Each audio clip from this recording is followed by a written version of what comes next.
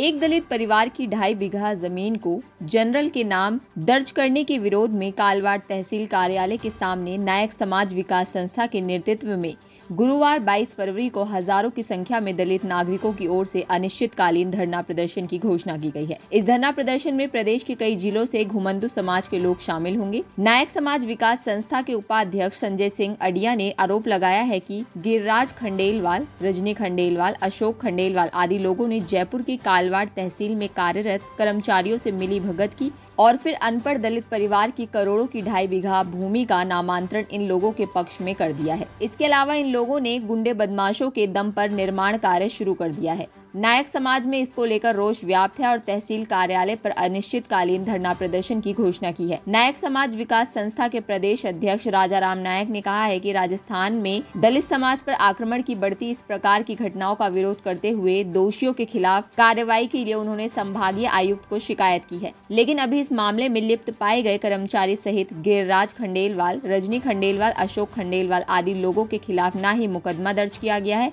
और न ही किसी प्रकार की कार्रवाई अमल में लाई गई है, जिसके चलते समाज को आंदोलन की राह पकड़नी पड़ रही है। इसी के चलते गुरुवार 22 फरवरी को कालवाड़ तहसील कार्यालय के सामने हजारों घुमंतु समाज के पंच पटेल एवं नागरिकों के साथ अनिश्चितकालीन धरना प्रदर्शन शुरू करने जा रहा है। मामला ये अपने कालवाड़ तहसील के अंदर माचवा गांव पंचायत है।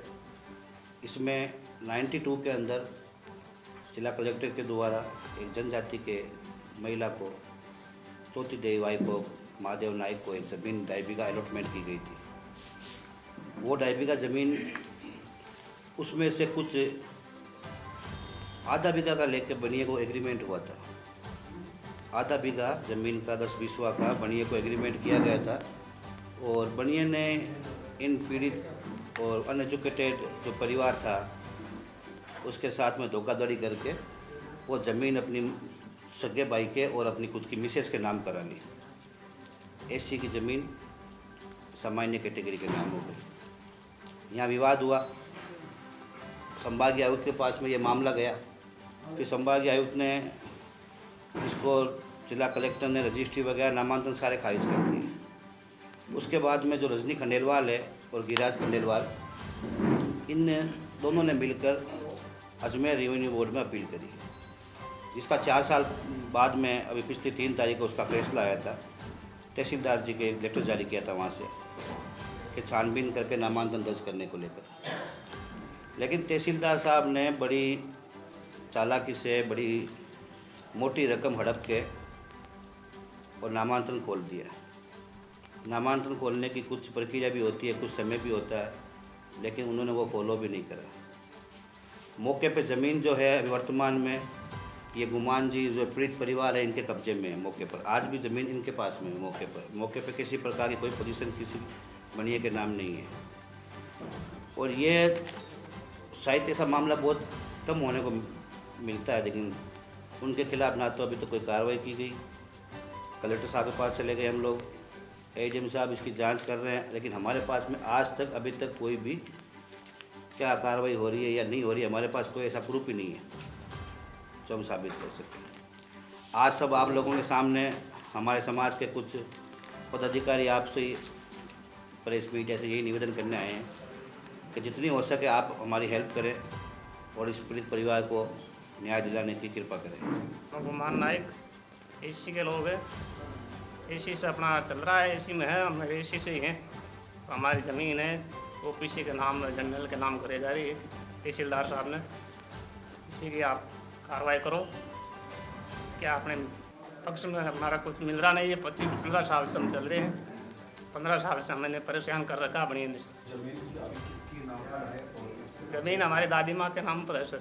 सदियों से भ्रष्टाचार ने अपने पैर पसार रखे हैं और इस बार वैसे तो हमेशा ही देखिए गरीब और असहाय की आवाज़ को दबाया जाता है, मगर इस बार हमारे समाज के लोगों के साथ जो अन्याय हुआ है, हमारी प्रशासन से मांग है कि हमें न्याय दे और उचित कार्रवाई करें।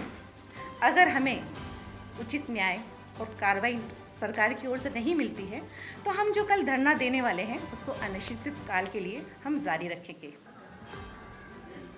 कल अगर आप एक दिन का धरना दे रहे हैं वहाँ पे और प्रशासन आपकी मांगों को नज़रअंदाज करता है तो आगे किस तरह की रणनीति रहेगी? आगे हमारा धरना चालू रहेगा। हम एक दिन का धरना थोड़ी दे रहे हैं, हम तो हमारी मांग पूरी करने की बात को लेकर धरना दे रहे हैं। तहसीलदार हमारे पास 1 तारीख को हम तहसीलदार को टेलीफोन किया और मैं मेरे फ़ोन से तहसीलदार को ये कहा, सर तहसीलदार जी ये जो व्यक्ति है ये खंडेलवाल ओबीसी का है, हमारे समाज एससी का है, आप इसमें अंतकाल दर्ज नहीं कर सकते। तहसीलदार ने बोला कि मैं नहीं करूँगा। ये बात मेरे फ़ोन पे की थी, मेरे पास तहसीलदार की रिकॉर्डिंग भी है और मुझे ये भी कहा गया कि सर आप मैं उनकी लगातार उनको बुला रहा हूँ, देख के कागज़ पढ़ूंगा, पढ़ के बात को मैं देखूंगा, देख कर सुनूंगा।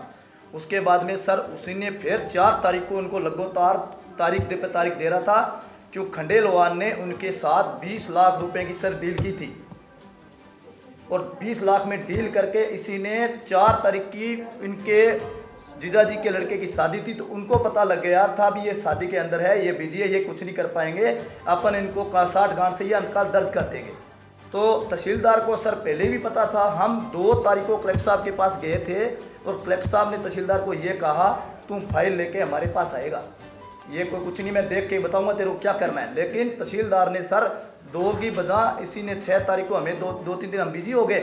6 तारीख को इसने नामांकन इसके खोला, इसने बहुत बड़ी रकम लेके इसने खोला था सर। उसके बाद में हम कलेक्टर साहब के पास 7 तारीख को गए थे, साहब आपके पास हम 2 तारीख को आए थे और आपके ऑर्डर की उसने पालना नहीं की और उसने जो नामांकन खोलने का 1 महीने और 1.5 महीने तक का रूल होता है, उसने नामांकन का रूल भी अदा नहीं किया। उसने भी तारीख 3 दिनों में निकाल कर और 3 में नामांकन खोला। इसलिए हम कल 22 तारीख को हमारे समाज को लेके तहसीलदार कालवान के चौराहे पे बैठेंगे। जब तक हमारे समाज का ये न्याय तो क्लियर नहीं होगा, ये नामांकन खारिज नहीं होगा, इस भ्रष्टाचार तहसीलदार के खिलाफ कार्रवाई नहीं होगी, जब तक हम यहाँ से नहीं आलेंगे, हमें भूख हड़ताल करेंगे। वहाँ हमें डिप्टी बेरवा जी के पास हम गए थे 2 तारीख को। बेरवा जी ने तहसीलदार को टेलीफोन किया हमारे सामने, ये कहा था कि तहसीलदार जी ये लोग एससी के हैं, आप कभी गलत काम मत कर देना। लेकिन इस तहसीलदार ने कुछ ही नहीं सुना क्योंकि इसने 20 लाख रुपए डील पे सर अंतकाल दर्ज किया था और हम इसे इनाय कभी सहन नहीं करेंगे। इसके लिए चाहे हमारी जान देनी पड़ जाए तो एक खंडेलवाल पर इस तहसीलदार पर दोनों पे 420 का मुकदमा होना चाहिए सर। जब हम इस मामले को लेके चाहे हमें हाई से लेकर कोर्ट तक जाना पड़े हम जाएंगे और धरना जब उठाएंगे, जब तक हमारा फैसला नहीं हुआ तो धरना नहीं उठेगा सर। ये हमारा निवेदन है। मैं बहादुर सिंह बोबा समाज का प्रदेश अध्यक्ष।